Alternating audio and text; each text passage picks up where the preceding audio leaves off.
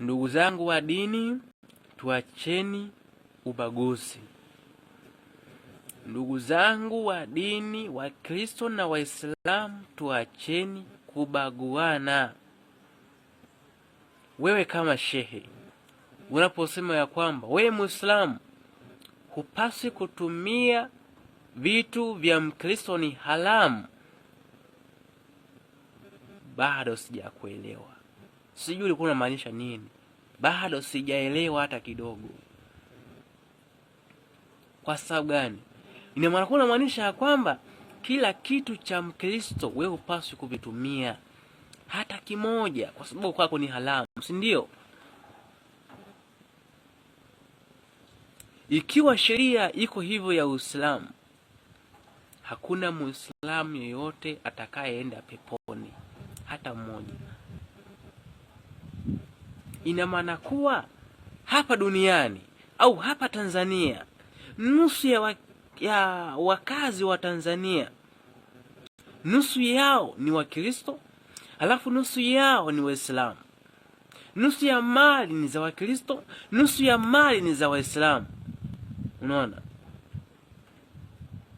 Kuna vitu vya Wakristo unaletewa na unavinunua na unavitumia. Hivyo sio haramu. Hivyo vitu unavyoletewa sio haramu. Na wewe Mkristo unaletewa vitu vya Waislamu, mali ya Waislamu, unajua kwamba wameipata vipi na unaitumia. Unaona? Ina maana kuwa nasema ya kwamba kwenye maisha hapa duniani tuweni wamoja. Tuweni wamoja. Mbona Mtume Isa bin Maryam alikuwa anatumia vyakula vya makafiri, vitu vya makafiri? Yaani kila aina ya watu walikuwa wanazungumza nao. Kwa sababu gani? Ni kwa sababu ya kuwavuta watu kuingia kwenye dini. Hata Mtume Muhammad alikuwa na tabia njema. Alikuwa anasifika kwa tabia, hakuwa na tabia mbaya hata moja.